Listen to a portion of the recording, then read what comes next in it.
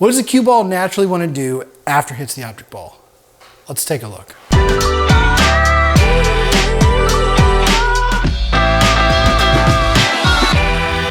What does the cue ball naturally want to do after it hits the object ball? A lot of people, the first thing they'd say is the tangent line. Well, yes and no. Let's take a look. Well, before we dive in, let's talk about what is the tangent line. Some people don't know, so let's take a look at that. Let's take a look at this shot right here. We got the one ball at an angle. That is the tangent line. It is the 90-degree line from the shot line. And if I'm on this side, the tangent line is that way. And if I hit the ball a certain way, I can make the cue ball follow that tangent line. So like I said, a lot of people's answer as to what does the cue ball naturally want to do after it hits the object ball, they'll say the tangent line. And the answer is yes and no. And I'll say that that's just misleading. And here's why. So after the cue ball hits the object ball, no matter what, no matter how much spin you have, no matter how hard you hit it, for a fraction of a second, it will follow that tangent line. However, most shots, naturally, it'll want to do something else. So a shot like this, where I don't have much of an angle, if I just pocket this ball, slow speed, no English, just pocket the ball, it doesn't follow the tangent line. So the three factors here that we're going to talk about to control, not only controlling the cue ball, but figuring out what it's going to naturally do depending on the shot, are speed the cue ball is traveling and the angle the cue ball is traveling towards the cue ball, or towards the object ball.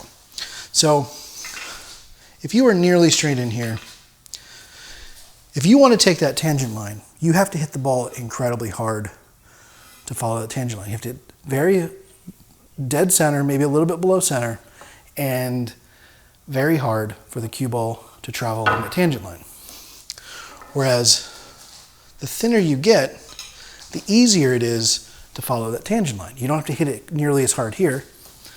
And then here, the shot starts to get tougher because it's a thinner angle. But from here, no matter how you hit it, it's going to travel along that tangent line. Because it gets so super thin, it has to go on that tangent line. There's nothing you can do. From these thin angles, you can use follow, you can use draw, you can hit it really soft, really hard, it doesn't matter. From here at this 80, 90 degree angle, it's going to follow the tangent line no matter what. You have so little control. Whereas over here, really thick angle, you have a ton of control. However, like I said, to do certain things, like follow the tangent line, for example, or stun the ball over, you have to hit it very hard, and then you decrease accuracy. Not really ideal. So the way you can look at it is, the thicker it is, the more control you have, but the harder you have to hit it sometimes to make it do certain things. Whereas the thinner it is, you don't have to do much of anything but just make the ball, like the follow and the draw, really aren't going to affect it. It's going to follow that tangent line no matter what. So you have a lot less control there.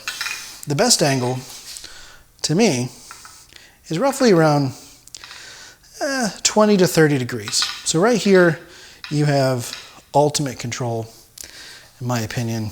I don't have to hit the ball very hard to make it draw. I don't have to hit it very hard to make it stun over. I can follow that tangent line.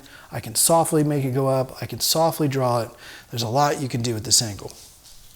But like the topic of this video, what is the natural angle? Well, 30 degrees. Basically, if I just hit the center ball with a rolling cue ball, not very hard, I just hit it. I'm not really following, I'm just hitting the ball, it's rolling. It's going 30 degrees. All right, just as a little example, we're gonna do some very thin shots here. And I'm gonna draw and follow, so you can see they're gonna hit the same place on the rail.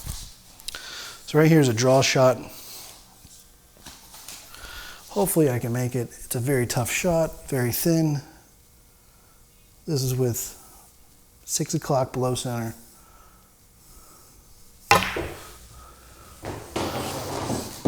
Now,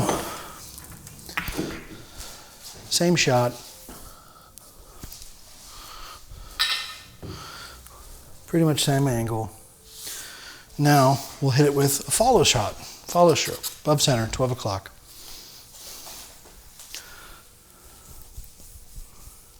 And you will see it'll hit the same place on the first rail. It'll do different things after it hits that rail, but it's going in that same direction after contact. Now let's take a look at the thick shots. So from here, the natural instinct for the ball is to just roll forward, a rolling ball. It'll get a little bit of stun right at the beginning and then just follow forward.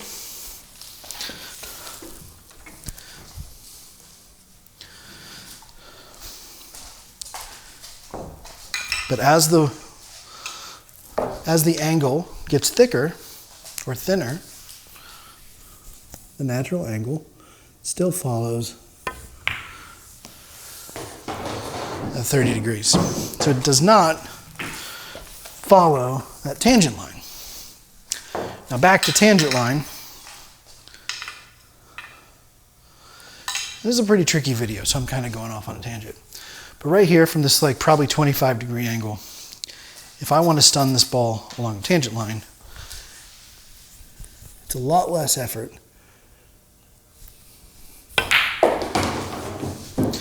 than if I'm super straight in. Now, of course, from pretty straight in, I can still do it, but I have to hit the ball much, much harder to do it.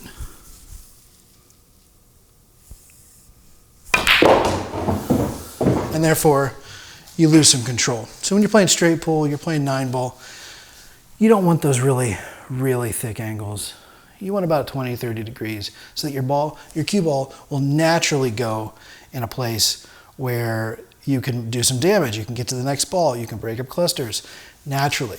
You'll start to see that angle all the time. 30 degrees, it's the cue ball path, and it's also pretty much the shot angle you want on almost every shot.